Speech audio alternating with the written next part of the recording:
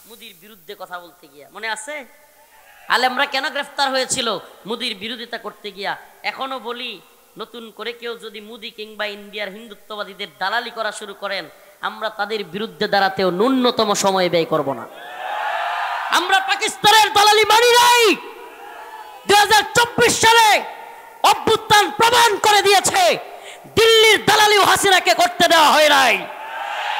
এদেশে পাকিস্তানের দালালি চলে নাই, ভারতের দালালি চলে নাই, আমেরিকা কিংবা ব্রিটেনের দালালিও এ ভূখণ্ডে চলবে না, চলতে দেওয়া হবে না ইনশাআল্লাহ।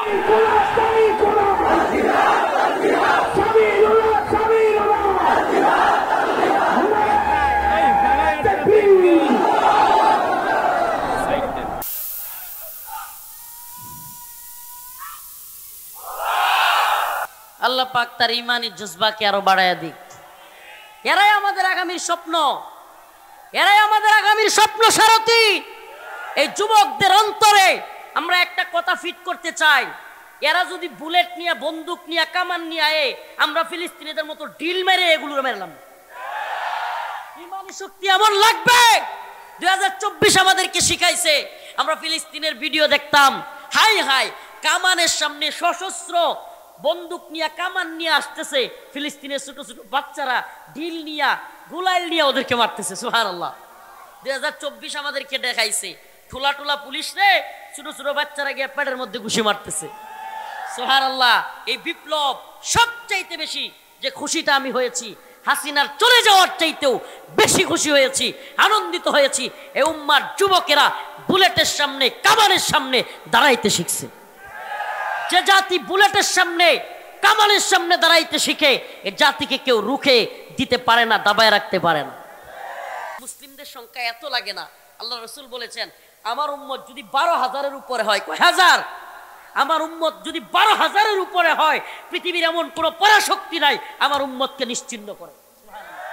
রাসূলের ঘোষণা 12,000, কয় হাজার, আমার উম্মত যদি 12,000 হয়, আর যদি আল্লাহর উপর ভরসা রেখে লেগে যায়, আল্লাহ বলেছেন কাম মিন ফিয়াতিন কালিলা গালাবাত ফিয়াতান কাসীরাতাম বিইذনিল্লাহ। ছোট্ট ছোট্ট দলকে, আল্লাহর উপর ভরসাকারী ছোট্ট ছোট্ট দলকে আল্লাহ পাক বড় বড় দলের বিরুদ্ধে গালাবাত ফিয়াতান কাসীরাতাম বিইذনিল্লাহ বিজয় দান করেছেন। সুবহানাল্লাহ। এজন্য আমাদের অন্তরে হিম্মত লাগবে। এখন আপনি চিনবেন না হকপন্থী কারা, মাইল লাগলে বুঝবেন। 24-ও বুঝেন নাই, নিফাকি কারা, আসলি হিম্মতওয়ালা কারা, কিছুটা বুঝছেন। আর যদি হামলা হয় তাইলে আরো বুঝবেন। তখন অন্য কাউরে কান্দে না লইয়া ইনশাল্লাহ এই লোকগুলোরে নিয়ে ঘুরবেন। এই জাতিকে আমরা ভালোবাসি। এই জাতির দুর্দিনে, দুর্বিপাকে আলেমরা জাপায়া পড়ে, বন্যায়, দুর্যোগে, দুর্বিপাকে সব সময় উলামায়ে কেরাম এই জাতির পাশে দাঁড়ায়া যায়। ঠিকই ঠিক না? কথা সত্য না মিথ্যা? উলামায়ে কেরাম আছে। আমরা আপনাদেরকে সজাগ করি, রাসূলের আদর্শে সৈনিক হতে হবে।